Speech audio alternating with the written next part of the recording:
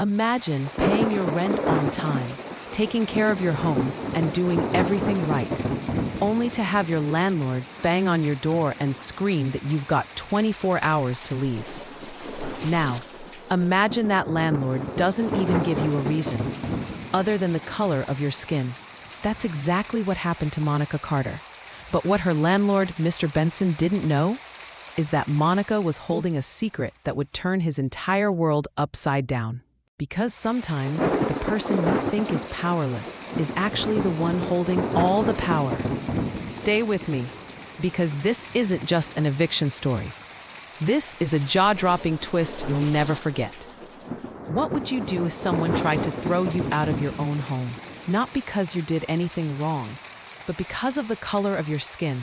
Now, imagine the person doing it has no idea you're holding a secret that could flip his entire world upside down. This is the story of Monica Carter and her landlord, Mr. Benson. A story that proves sometimes the tables can turn in the most unbelievable way. From the moment Monica moved into her new apartment, Mr. Benson made her feel unwelcome. He ignored her maintenance requests, overcharged her for utilities, and made sly comments like, "People like you don't usually last long here." One morning, things escalated. Mr. Benson stormed up the stairs, slammed his fist on Monica's door, and shouted, "Pack your things. You're being evicted. I don't need your kind here." Monica's young daughter, frightened, clung to her mother's leg as he waved a sheet of paper in the air.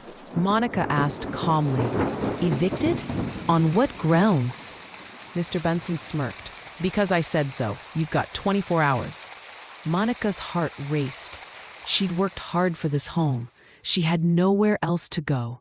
She fought about calling the police. But Mr. Benson was well connected, and she knew how the system often failed women like her. Her daughter tugged on her hand and whispered, "Mommy, are we really leaving?" Monica knelt down, hugged her tight, and whispered back, "Not yet, baby, not yet." As Monica closed the door, neighbors peeked through their blinds, whispering about what had just happened. Some pitied her, but no one dared step in. They all knew Mr. Benson had a reputation for getting rid of tenants he didn't like. But what nobody knew, not even Mr. Benson, was that Monica had been keeping something very important under wraps, something that could change the balance of power overnight. The next day, Mr. Benson returned with 2 men to help move her out. He grinned like he had already won. But when Monica opened the door, she wasn't crying. She wasn't begging. She was calm, too calm. "Before you touch anything," she said, holding a folder tightly in her hands, "I think you should see this." Mr. Benson's hands shook as he read the bold letters across the top, "Deed of ownership." He muttered under his breath, This can't be real." But it was. Monica had purchased the entire apartment building just 2 weeks earlier in a quiet sale that Benson hadn't bothered to keep track of. The crowd of neighbors gasped. One whispered, "Wait, she owns the place?" Another muttered, "No way." Monica finally spoke, calm, steady, but sharp enough to cut through the silence. "You tried to throw me out, Mr. Benson, but the truth is, you're standing inside my building now." Mr. Benson staggered back, his face red with humiliation. The 2 men he'd brought to carry Monica's furniture glanced at each other and slowly backed away. They wanted no part in this. Monica stepped forward, her daughter still clutching her leg. "You see," she continued, "while you were too busy looking down on me, I was looking ahead. I worked, I saved, and I invested. And now, this building belongs to me." The neighbors, who had always been too afraid to speak against Mr. Benson, started cheering quietly. For the first time, someone had stood up to him and won. Mr. Benson, voice trembling, tried to regain control. This is ridiculous. You can't just kick me out. I've managed this place for years." Monica stared him down. "You're right, you did manage it. But as of today, I'm the landlord, which means I decide who stays and who leaves." She let that sink in before delivering the final blow. "And guess what? You have 30 days to vacate. Consider this your official notice." Word spread quickly. By the end of the week, everyone in the neighborhood knew the story of how a single mother had flipped the script on a landlord who underestimated her.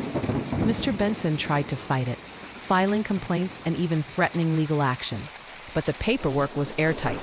The bank records, the contracts, everything confirmed Monica as the rightful owner. The more he struggled, the more foolish he looked. 1 month later, neighbors gathered outside to watch as movers carried out Mr. Benson's belongings. The man who once barked orders at everyone walked out with his head hung low, forced to leave the very building he once lorded over.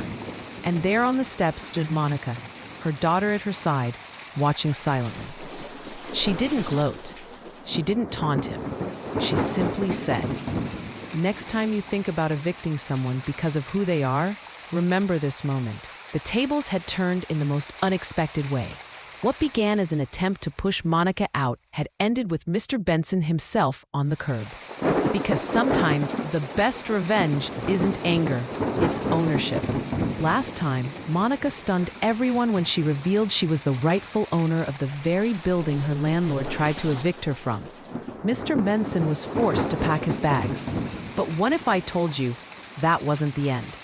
Because Mr. Benson wasn't about to walk away quietly, and Monica's biggest challenge was still ahead. Days after his eviction notice, Mr. Benson reappeared, not with movers this time, but with lawyers. He stormed into the building's lobby, waving a stack of papers. "You think you've won, Monica? This deed is nothing but a sham. I'm taking you to court. I built this place with my own hands." Neighbors gathered, whispering nervously. The fear returned. If Mr. Benson really dragged Monica into a legal battle, could she lose everything? For weeks, Benson filed claims alleging fraud, claiming Monica forged documents. He even spread rumors in the community, trying to paint her as a scammer who tricked her way into ownership. Monica felt the pressure. The whispers hurt. Even her daughter asked one night, "Mommy, what if we lose our home?" Monica looked her daughter in the eyes and promised, "We're not going to lose. Not this time." The case reached the courthouse. Benson sat smugly with his lawyer, convinced he'd win. But Monica came prepared, thanks to an ally nobody expected.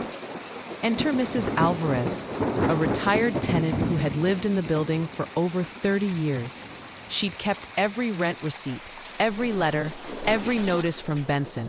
And those records told a dark story of years of overcharging, discrimination, and shady management. When Monica's attorney presented the evidence, the courtroom gasped. Not only did the documents prove Monica's purchase was legal, they exposed Benson's history of exploiting tenants.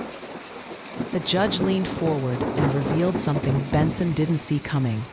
"Mr. Benson, not only did you lose your case, but due to the evidence provided, this court is ordering an investigation into your past financial dealings. You may be facing charges." Benson's jaw dropped. What was supposed to be his triumphant comeback had turned into his downfall. As Benson was escorted out of the courtroom, Monica sat tall, her daughter smiling proudly beside her. The neighbors who once feared speaking up now approached Monica, thanking her for standing strong. She didn't just win ownership of a building, she won back dignity for every tenant who had suffered under Benson's cruelty.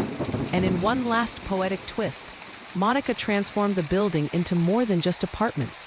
She created a safe, affordable space for families who needed a chance. Her message was clear. Home should never be about hate. It should be about belonging. A man who tried to destroy her future ended up destroying his own. Because when prejudice and greed go unchecked, they eventually collapse under their own weight. And Monica, she didn't just survive. She rose, turned the tables, and built something far bigger than herself.